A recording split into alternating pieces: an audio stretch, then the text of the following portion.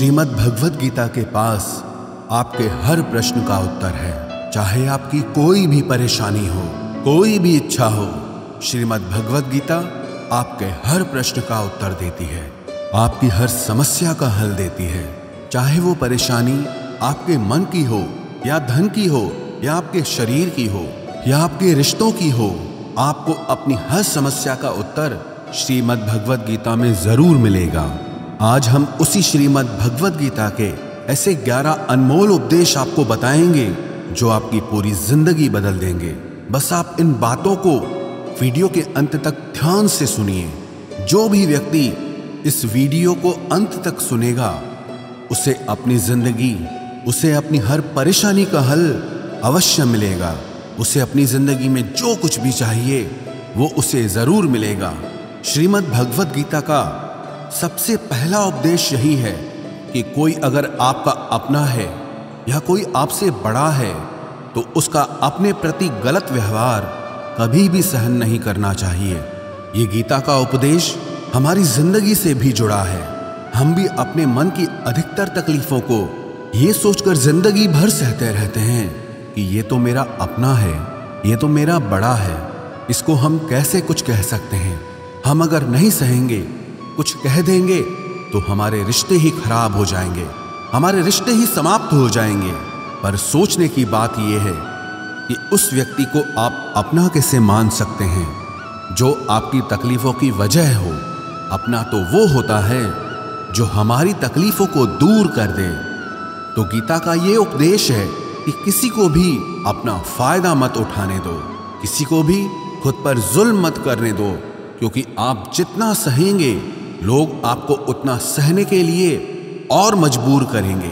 गीता का पहला अध्याय जिसका नाम अर्जुन विषाद योग और दूसरा अध्याय जिसका नाम सांख्य योग है, उसके आरंभ में अर्जुन ने श्री कृष्ण के आगे अपना दुख प्रकट किया है कि हे केशव, मैं कौरवों से कैसे युद्ध कर सकता हूं?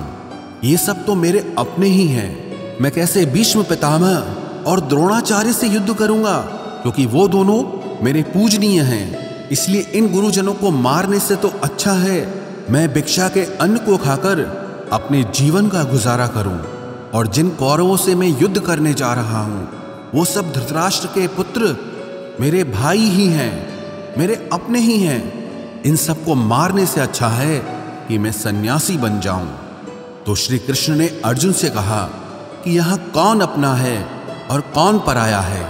जो अधर्म करता है उसके साथ युद्ध करना तुझे मोक्ष और मुक्ति देगा। तू अपने इस मन के मोह को त्याग दे, नहीं तो सारा जग तेरी निंदा ही करेगा, तुझे डरपोक कहेगा। बात अपने पराये की नहीं है, बात धर्म और अधर्म की है, बात सही और गलत की है। अगर तू गलत को सहेगा, उसका अंत नहीं करेगा, तो गलत करने वाले को और बल मिलेगा, वो और भी गलत करेगा। इसीलिए मन के मोह को त्याग करके तू युद्ध कर। महाभारत की एक और कहानी भी है। जब अर्जुन के पुत्र अभिमन्यु की युद्ध में मृत्यु हो जाती है तब अर्जुन बहुत दुखी होता है, रोने लगता है। वो श्री कृष्ण से कहने लगा कि मेरा पुत्र अभिमन्यु मर गया है, मैं ये दुख बिल्कुल भी सहन नहीं कर सकता, मैं भी अपने आप को समाप्त कर लूंगा।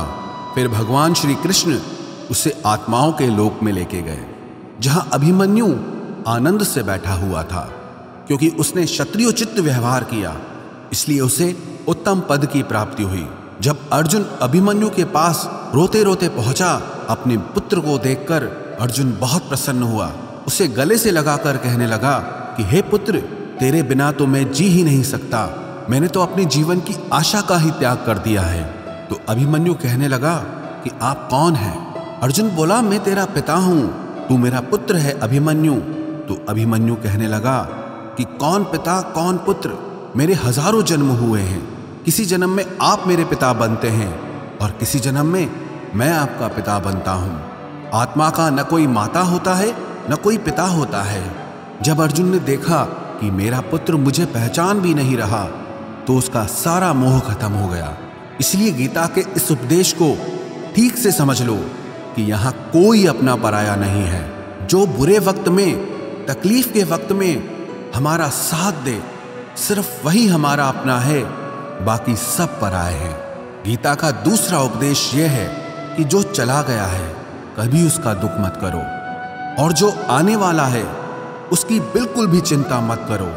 जब महाभारत का युद्ध चल रहा था तब अर्जुन ने श्री कृष्ण से कहा कि अगर यह युद्ध हुआ तो करोड़ों लोग मारे जाएंगे। जो सैनिक और योद्धा इस युद्ध में मारे जाएंगे उनकी स्त्रियों का क्या होगा, समाज कैसे आगे बढ़ेगा। और भी बहुत सी बातें अर्जुन ने विस्तार से कही हैं। तो भगवान श्री कृष्ण ने कहा, अशोच्यानन्वशोचस्त्वं प्रज्ञावादांश्च भाषसे गतासून अगतासूंश्च नानुशोचन्ति पंडिताः। श्री कृष्ण बोले, हे अर्जुन, तू बड़ी बड़ी ज्ञानियों जैसी बातें करता है, लेकिन जो सच में ज्ञानी होता है, वो जो लोग मर चुके हैं, जा चुके हैं या एक दिन जाने वाले हैं, उनकी चिंता नहीं करता है, उनका दुख नहीं करता है। तेरे हाथ में कुछ भी नहीं है, तू चाहकर भी कुछ कंट्रोल नहीं कर सकता। जीवन और मरण ये तो प्रकृति की नियति है। इसीलिए जो ज्ञानी होता है वो किसी के मरने पर भी रोता नहीं है। ज्ञानी जन ना ही बीते हुए कल का शोक करते हैं और ना ही आने वाले कल की चिंता करते हैं। इसीलिए जो होने वाला है वो होकर ही रहता है, और जो नहीं होने वाला है वो कभी नहीं होगा। ऐसा निश्चय जिसको समझ में आ जाता है, जिसकी बुद्धि में आ जाता है, उसे कभी कोई चिंता नहीं सताती, कोई दुख नहीं सताता। हमारे सारे दुखों का कारण ही यही है। या तो हम जो वक्त गुजर चुका है उसे सोच सोचकर परेशान होते रहते हैं, या भविष्य की चिंता कर करके खुद को बीमार कर देते हैं, नष्ट कर देते हैं। गीता का ज्ञान हमें यही सिखाता है कि ना तो हम बीता हुआ कल बदल सकते हैं और ना ही आने वाले कल पर कंट्रोल कर सकते हैं। हमारे हाथ में सिर्फ वर्तमान है, सिर्फ आज का ही पल है। हमारा 98% तनाव और चिंताएं भूतकाल और भविष्यकाल के बारे में सोचते रहने से होता है। हम हमेशा उसी में ही जीते रहते हैं, मगर वर्तमान में कभी नहीं जीते, इस पल को कभी नहीं जीते। जब आप वर्तमान का पूरा आनंद लेना सीख जाओगे, तभी आपकी जिंदगी से तनाव कम होगा, चिंताएं खत्म होगी। वर्तमान में जीना एक बहुत बड़ी उपलब्धि है। हमारे हाथ में भी सिर्फ आज का ही पल है। हमें जो भी करना है आज ही करना है। कभी भी ये सोचकर समय को नष्ट नहीं करना चाहिए कि अभी मेरे पास बहुत समय बचा है। एक गुरुजी ने अपने एक शिष्य को पारस का पत्थर दिया। उनका वो शिष्य बहुत आलसी था, हर काम को कल पे टाल देता था। तो गुरुजी ने उसे कहा कि मैं तुझे ये पारस पत्थर दे रहा हूं। इस पारस पत्थर से जब तू लोहे को स्पर्श कराएगा तो वो लोहा स्वर्ण बन जाएगा, सोना बन जाएगा। और ये पारस पत्थर मैं तुझे 1 महीने के लिए दे रहा हूं। जब 1 महीना समाप्त हो जाएगा तब मैं तुझसे ये पत्थर वापस ले लूंगा। तब तक तू इस पत्थर को अपने पास ही रख। गुरुजी का वो शिष्य बाजार में लोहा खरीदने के लिए गया। जब बाजार में वो लोहा खरीदने पहुंचा तो उसे लोहे का वो रेट बहुत महंगा लगा। उसने कहा थोड़े दिन रुक के ले लूंगा, जब लोहे का रेट कम हो जाएगा। पर उसकी बुद्धि में ये बिल्कुल नहीं आया कि इस लोहे को मैं सोना बनाकर बहुत अधिक धन बना सकता हूं। लेकिन उसके मन की सुस्ती, उसके मन का आलस्य, उसकी वजह से उसने उस काम को कल पे टाल दिया। ऐसे ही करते करते पूरा महीना समाप्त हो गया। फिर गुरुजी उस शिष्य के पास आ पहुंचे कि बताओ तुमने कितना सोना बनाया। शिष्य बोला कि मैंने तो अभी सोना बनाना शुरू भी नहीं किया। तो गुरुजी ने कहा मुझे मेरा वो पारस पत्थर वापस चाहिए। शिष्य बोला कि नहीं, मुझे थोड़ा वक्त दीजिए, मैं थोड़ा सोना बनाना चाहता हूँ। गुरुजी ने कहा कि ये पारस पत्थर पूरा 1 महीना तेरे पास था, पर तू कुछ नहीं कर पाया, लेकिन अब समय समाप्त हो चुका है। ऐसे ही ये हमारा जीवन है, हमारी जिंदगी है, और ये समय ही पारस पत्थर है। हम समय के एक एक पल से अपने जीवन को सोना बना सकते हैं, लेकिन हमें ये लगता है कि हमारे पास बहुत समय बचा है, एक दिन जिंदगी को जी लेंगे, एक दिन जिंदगी में खुश हो जाएंगे, लेकिन वो दिन कभी नहीं आता और हम जिंदगी भर भागते रहते हैं, चिंता करते रहते हैं, दुखी होते रहते हैं, लेकिन जिंदगी को जीना, खुश रहना हम भूल जाते हैं। इसलिए गीता का ज्ञान हमें यह सिखाता है कि आप आज में जीना सीखो, इस पल में जीना सीखो। गीता का तीसरा उपदेश यह है कि मौत से डरना बिल्कुल व्यर्थ है। श्री कृष्ण ने गीता में कहा है कि यह संसार मृत्यु लोक है। जिसका भी जन्म हुआ है वो एक दिन जरूर मर जाएगा। जिसका आरंभ हुआ है उसका अंत अवश्य होगा। हम इसे रोक नहीं सकते। जैसे हम रोज कपड़े बदलते हैं, वैसे ही हमारी आत्मा नया शरीर धारण करती है। मृत्यु सिर्फ इस जीवन का एक नया आरंभ है, इस जीवन का अंत नहीं है। आत्मा कभी नहीं मर सकती और ना ही उसे कोई मार सकता है, लेकिन मौत का डर मनुष्य को सबसे ज्यादा लगा रहता है। मौत का दुख भी इंसान को सबसे ज्यादा होता है। एक पेड़ में दो पक्षियों का जोड़ा रहता था। उन दोनों को एक दूसरे से बहुत प्रेम था। उन्होंने साथ जीने मरने की कस्में खाई थी। एक दिन वहां एक शिकारी आया और उसने एक तीर चलाकर वहां पेड़ पर बैठे मादा पक्षी को मार दिया। तो वो अकेला नर पक्षी रोने लगा कि मैं तुम्हारे बिना कैसे जी पाऊंगा। तुम्हारी जगह मेरी मृत्यु आ जाती, मेरा जीवन तुमको मिल जाता। वो रो रो के बहुत विलाप करने लगा। इतने में ही उस शिकारी ने दूसरा तीर चलाया और उस नर पक्षी को भी मार दिया। वास्तविकता में ये कहानी हमारी ही है। हम भी रोते रहते हैं जब कोई मरता है तो, लेकिन हमें ये नहीं पता कि एक न एक दिन हमारा भी जीवन समाप्त हो जाएगा। हम भी उसी मृत्यु के पेड़ पे ही बैठे हैं, लेकिन शरीर का मिटना हमारा अंत नहीं है। श्री कृष्ण ने अर्जुन से कहा कि हे अर्जुन, तेरे और मेरे अनंत जन्म हुए हैं। तुझे कुछ भी याद नहीं है, लेकिन मुझे सब याद है। जो व्यक्ति इस सत्य को समझ ले कि मैं यहां इस संसार में कुछ समय के लिए आया हूं, उसकी जिंदगी के सारे झगड़े, सारे दुख, सारी चिंताएं ही समाप्त हो जाएंगी। जब इस संसार से जाना ही है तो दुख किस बात का। पहले के जमाने में साधु महात्मा लोग पैदल यात्रा करते थे। यात्रा करते करते वो एक नगर में पहुंचे। वो महात्मा बहुत थक चुके थे। उस नगर में उन्होंने एक महल देखा और उन्होंने उस महल में जाकर विश्राम करने का सोचा और वो महल में जाकर सो गए। जब उस महल में वहां का राजा पहुंचा तो अपने पलंग पर उस महात्मा को सोता देखकर बहुत हैरान हो गया।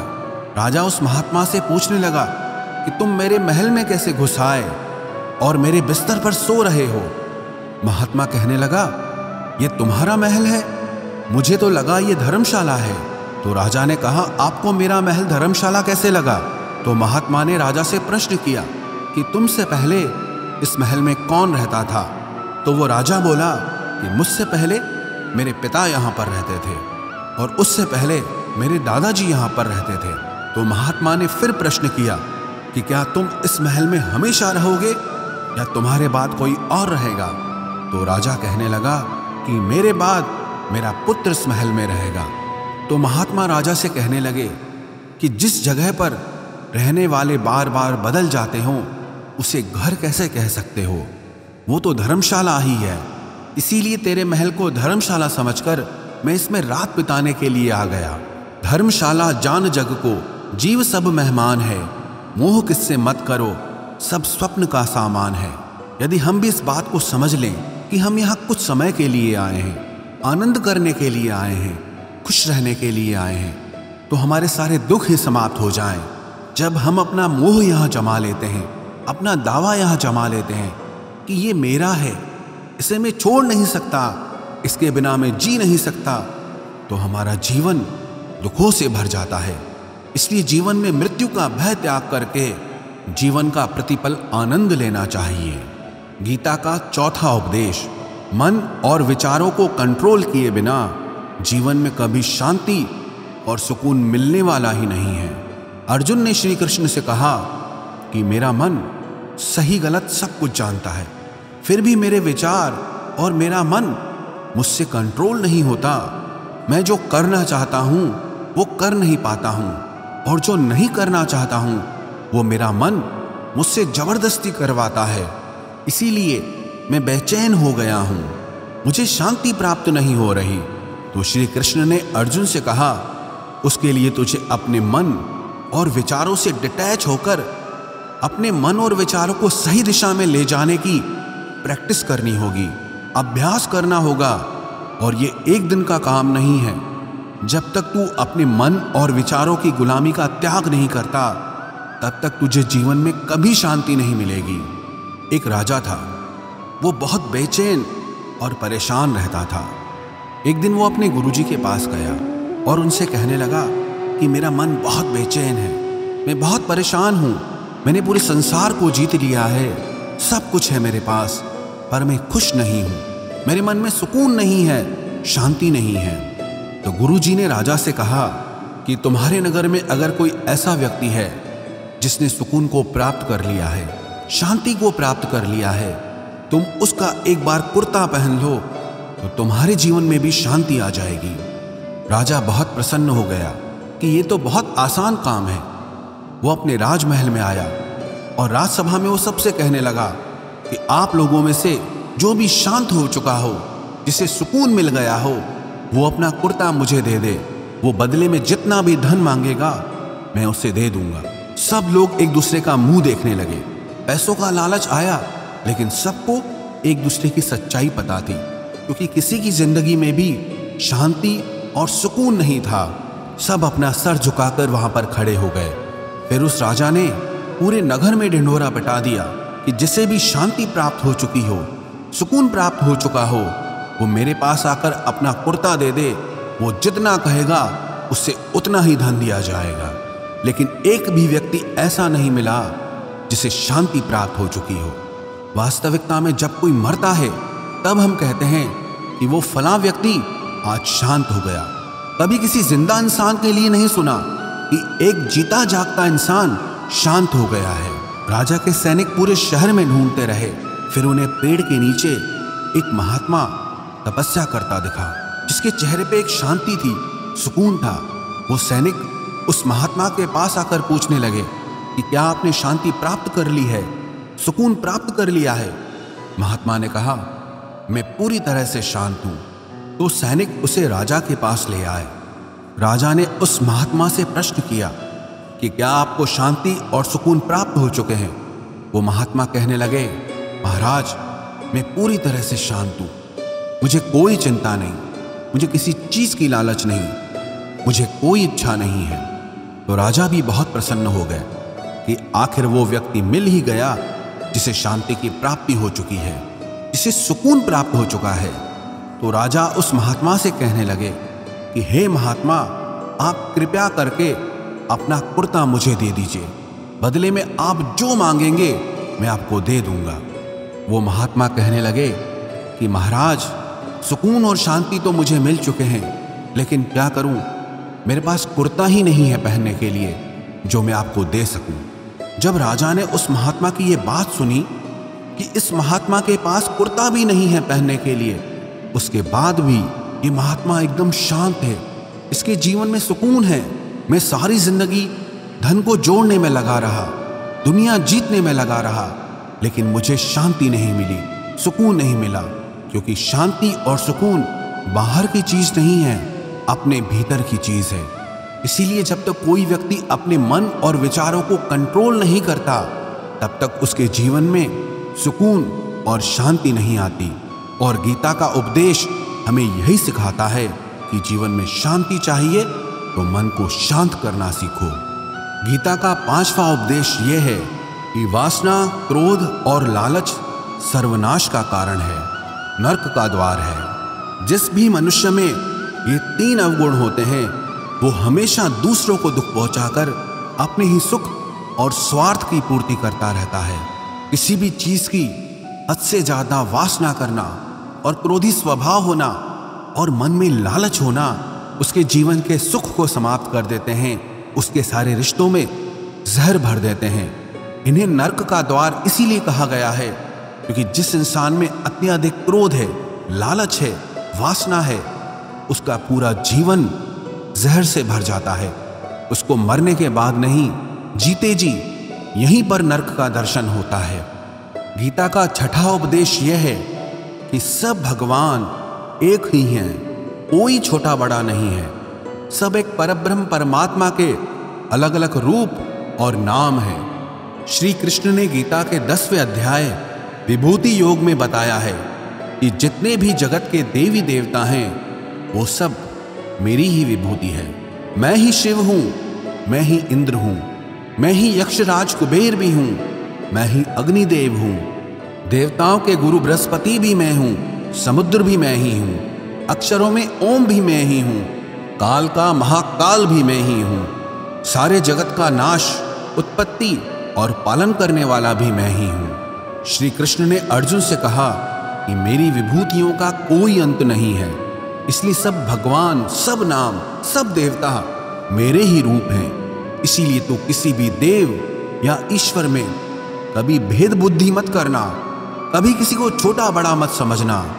और गीता का उपदेश हमें यह सिखाता है कभी भी किसी दूसरे के इष्ट को छोटा नहीं समझना चाहिए, या इस बात पर झगड़े फसाद नहीं करने चाहिए कि कौन बड़ा है और कौन छोटा है।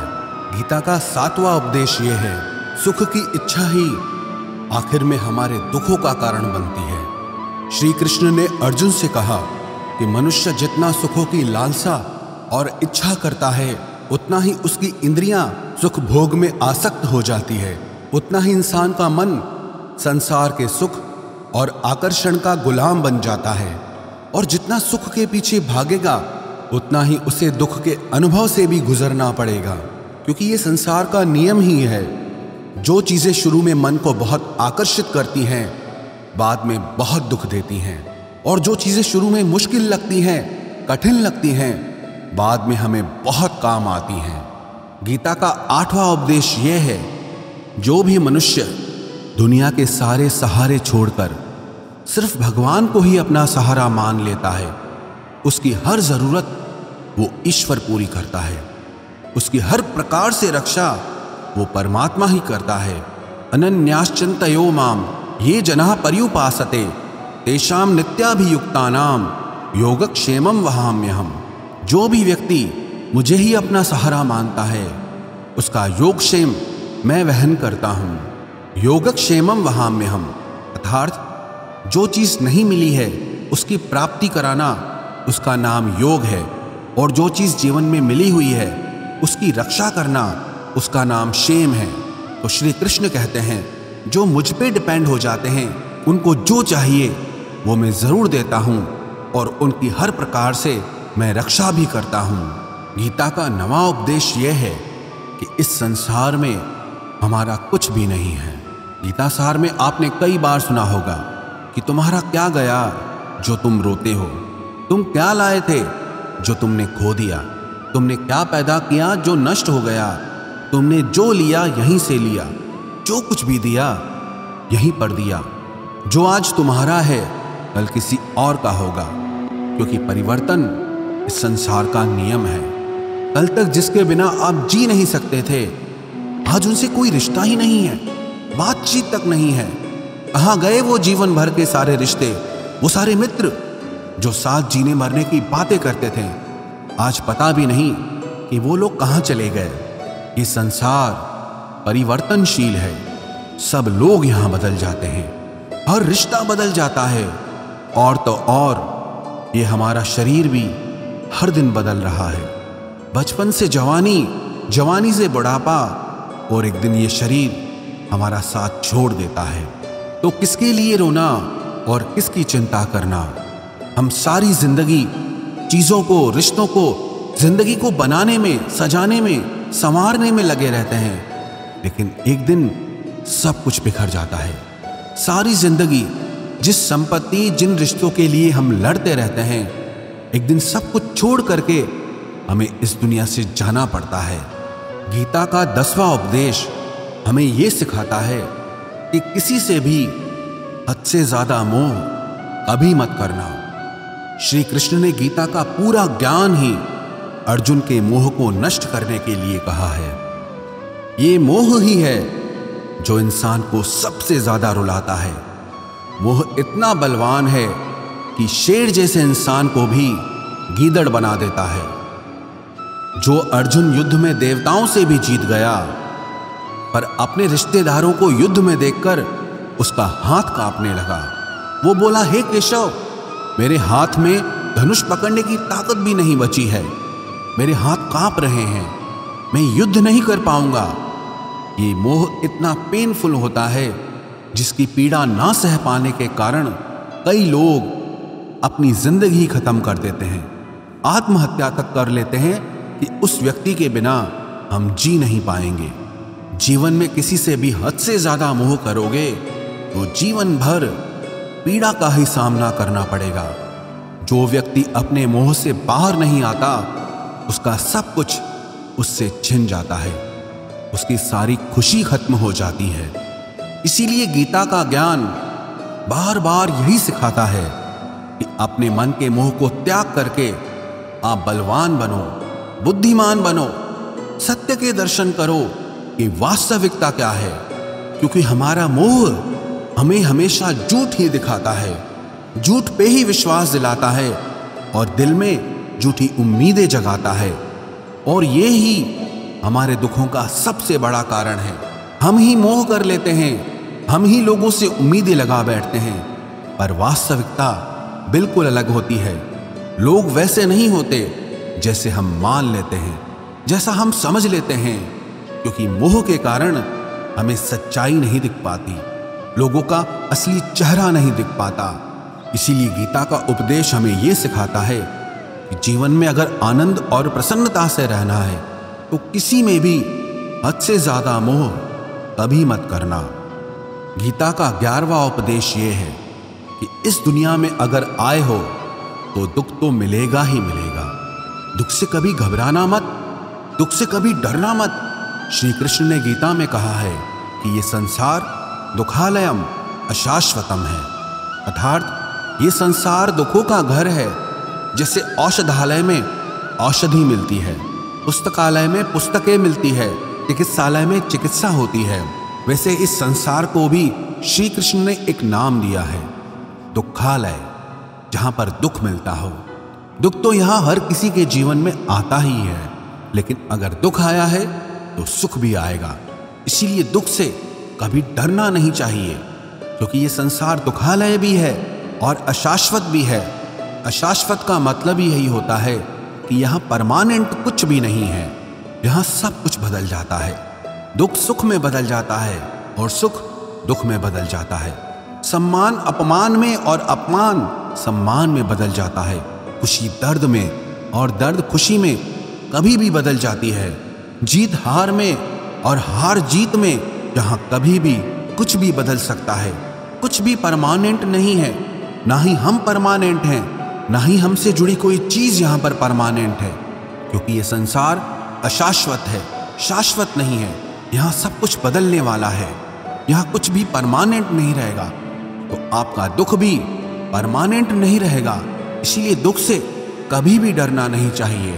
गीता का ये उपदेश हजारों साल पुराना है, लेकिन आज भी नए से नया है। पूरे विश्व में गीता को सबसे ज्यादा पढ़ा गया है और सबसे कम समझा गया है। श्रीमद् भगवद गीता के ये उपदेश अगर कोई व्यक्ति ठीक से समझ ले और उसे अपनी जिंदगी में उतार ले तो ये पक्की बात है, वो अपनी जिंदगी में जो चाहे वो हासिल कर सकता है। अपने जीवन की हर समस्या से वो एक पल में बाहर आ सकता है। श्रीमद् भगवद गीता के इस दिव्य उपदेश को हमें बार बार सुनना चाहिए, हर रोज सुनना चाहिए। जब भी जीवन में कोई चिंता या परेशानी आए तो एक बार इस उपदेश को जरूर सुन लेना और मन में ये विश्वास रखना कि गीता का ये उपदेश आपकी जिंदगी की हर परेशानी में आपको राह अवश्य दिखाएगा।